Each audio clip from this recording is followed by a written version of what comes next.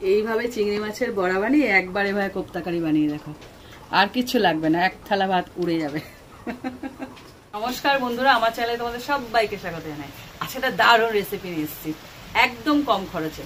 কি বলতো, এই দেখো, সেটা হলো মসুর ডাল ভেজানো আর হলো চিংড়ি মাছ।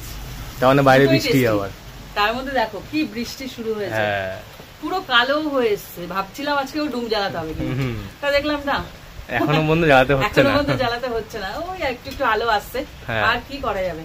তো দেখো, মসুর ডাল আর চিংড়ি মাছ দিয়ে বেটে একটা দারুণ স্বাদের রেসিপি আজকে তোমাদের দেখাবো, কিন্তু একদম কম খরচে, মানে অনেকটা কোফতাকারির মতো নাকি? হ্যাঁ হ্যাঁ, ঠিক ঠিক। কি বলতো, মসুর ডাল সবার ঘরে থাকে, আর ছোট ছোট চিংড়ি নিয়েছে, এটা কিন্তু কোনো বড় চিংড়ি নয়, একদম যে ছোট ছোট চিংড়ি হয় না সেই চিংড়ি।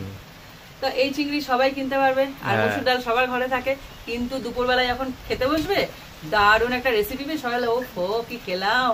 তো চলো শুরু করে। দেখো, এখানে নিয়েছি মসুর ডাল ভেজানো, এটা সকালবেলা ভিজিয়ে রেখেছি, তোমরা 1 থেকে 1.5 ঘন্টা আগে ভেজালে হয়ে যাবে। মসুর ডালটা ভেজানো, আর এখানে আছে চিংড়ি মাছ, দুটোকে আমি একসাথে বাটবো।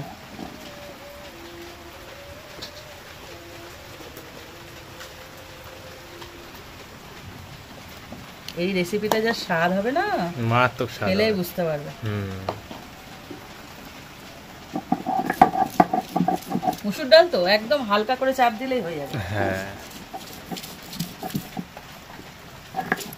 দেখো, এটা পুরো বাটা হয়ে গেছে, ডাল আর চিংড়ি মাছটা। এবার আমি বেটে নেবো রসুন। দেখো কতগুলো রসুন নিয়েছি, অনেকগুলো রসুন নিয়েছি, কেননা এখানে তো চিংড়ি মাছের রেসিপি, তার জন্য একটু রসুনটা বেশি পড়েছে।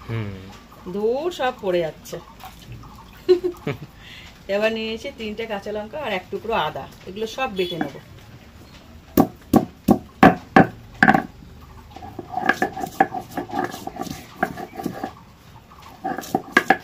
দেখো, কাঁচা লঙ্কা, রসুন, আদা এগুলো বেটে নিলাম। এইবার এটাকে তুলে নেব। এবার এর মধ্যে পেঁয়াজ কুচিটাকে বেটে নেবো। এখানে একটা মিডিয়াম সাইজের পেঁয়াজ নিয়ে নিয়েছি, এটাকে বেটে নেবো। চাইলে এটা কুচিও দিতে পারো, তবে বেটে দিলে বেশি গ্রেভিটা না, মানে যে বেশ গাঢ় হয়। হ্যাঁ, এবার এটাকে বেটে নিই।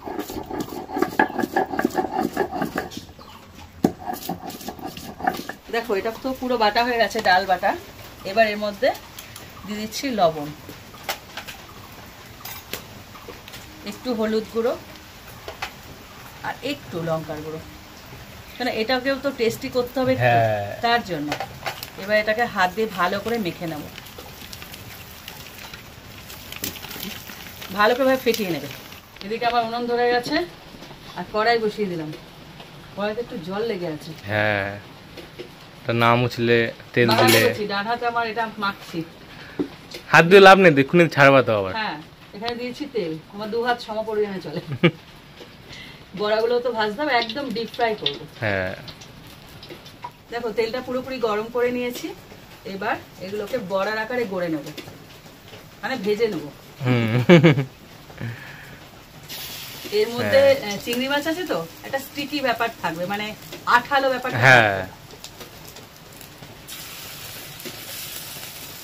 শুধু খেতেও খুব ভালো লাগে, তাই বলে আমি কিন্তু দেবো না, তাকিয়ে থাকলেও দেবো না, না চাপ নেই, খাবো না। বেশি বড় না বেশি ছোটও না, এবার ভেজে নিতে হবে।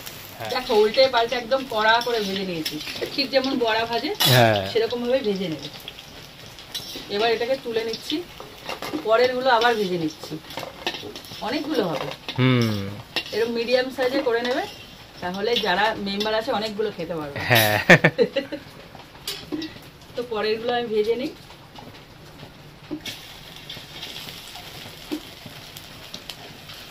দেখো, সমস্ত বড়া ভাজা হয়ে গেছে।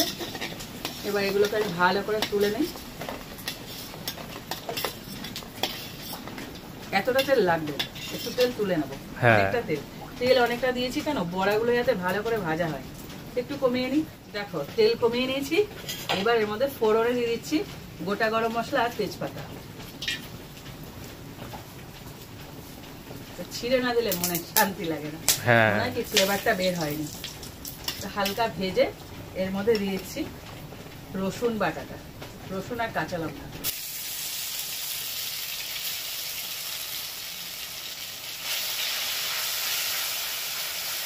আমি নাচছে, মাথা নাচছে। একটু ভালো করে ভেজে নিতে হবে এটাকে। দেখো রসুনটা ভালো করে ভাজা হয়ে গেছে। এবার দিয়েছি পেঁয়াজ বাটাটা। সব মশলাগুলোকে ভালো করে কষাতে হবে, কারণ পেঁয়াজ রসুন না একটা স্ট্রং ফ্লেভার থাকে। তো ভালো করে ভেজে নিলে কি বলতো খেতে সুন্দর লাগে। আর এটা যদি কম ভাজা হয় তাহলে কিন্তু ভালো লাগে না। রেসিপির আসল মজা কিন্তু এখানে। দেখো পেঁয়াজ দিয়ে ভালো করে ভাজা হয়ে গেছে। আর এর মধ্যে দিয়েছি টমেটো কুচি। একটা মিডিয়াম সাইজের টমেটো আমি দিয়ে দিলাম। আর মশলাগুলো আমি এখনই দিয়ে দেবো, মানে লবণ হলুদ এইগুলো। এটা না একটু ঝোল ঝোল হবে। ঝোল বলতে কি বলতো, খুব বেশি মশলা মাখা হবে না, আর একদম তেল তেলে ঝোল হবে না, গায়ে মাখা মাখা বড়াগুলো ঝোল টানবে। সেই আন্দাজে জলটা ইউজ করতে হবে। তো সেই বুঝে লবণটা দেবে। যে কমন মশলা হয় না সেই মশলাগুলোই দিচ্ছি, কিন্তু আসল টেস্ট কোথায় বলো তো, চিংড়ি মাছ আর চিংড়ি মাছ আর মুসুর ডাল যে বেটে দিলাম ওটাতে। এই বড়া আলাদা স্বাদ আর এই বড়া আলাদা স্বাদ। দিয়েছি হলুদ গুঁড়ো। একটু ঝাল করবো, তোমরা যদি ঝাল কম খাও সে আন্দাজে ঝাল দেবে। ঝালের কোনো পরিমাণ দিলাম না। দিয়েছি 1 চামচ ঝাল লঙ্কার গুঁড়ো। কাশ্মীরি লঙ্কার গুঁড়ো দিচ্ছি কালারের জন্য। আর দিচ্ছি জিরের গুঁড়ো 1/2 চামচ।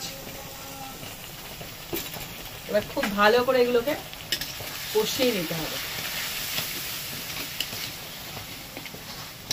যতক্ষণ না পুরোপুরি তেল ছাড়ছে।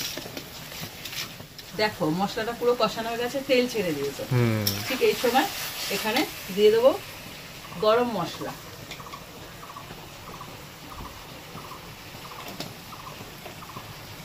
এটা নেড়েছে, এর মধ্যে এখনই জল দিয়ে দেবে। আর জলটা বললাম তো পরিমাণ মতো দিতে হবে। এমনভাবে জলটা দেবে না যেন বড়া টানার পরেও জলটা একটু জল জল থাকে, একদম মাখা মাখা না।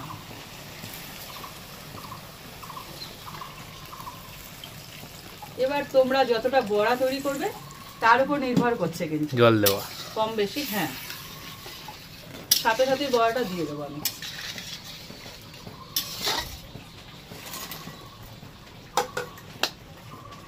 তোমরা এই রেসিপিটা আলু দিয়েও করতে পারো। আজকে আমি শুধু করলাম, ভালো লাগবে খেতে আলু দিয়ে করলে। তো এবার এটাকে ফুটতে দেবো। দেখো ঠিক এরকম গা মাখা মাখা ঝোল নামাবে। এটাকে ঝোল বলে না, এটা গ্রেভি হয়ে গেছে। এইটুকু যদি না নাও, নামানোর সময়, নামানোর পরে যখন ঠান্ডা হবে না আরো বসে যাবে। এই যে কথা বলতে বলতে ফুটছে কিন্তু সমানে আরো কমে যাচ্ছে। ঠিক এরকম একটা গ্রেভি রেখে নামিয়ে ফেলবে। আর তোমরা চিংড়ি মাছ দিয়ে মুসুর ডাল দিয়ে এই রেসিপিটা একবার হলেও বানাও, একবার হলেও বানিয়ে দেখো, অপূর্ব খেতে। কিন্তু দেখো একদম খরচা নেই কিন্তু, না দারুণ খেতে লাগবে। শুধু চিংড়িটুকু আনতে হবে। হ্যাঁ, শুধু চিংড়ি একদম ছোট সাইজ এনো, বেশি বড় আনতে হবে না, জাস্ট চিংড়ি মাছের টেস্টার জন্য। হ্যাঁ, বানিয়ে কমেন্ট করো আমাকে কেমন খেলে। আশা করি ভীষণ ভালো একটা রেসিপি আজকে শেয়ার করেছি কম খরচায়। আর এটা শেয়ার করো, ভালো লাগলে লাইক দিও। আর এরকম আরো রেসিপি পেতে আমার চ্যানেলটা সাবস্ক্রাইব করে দিও। তো আজকের মতন টাটা টাটা।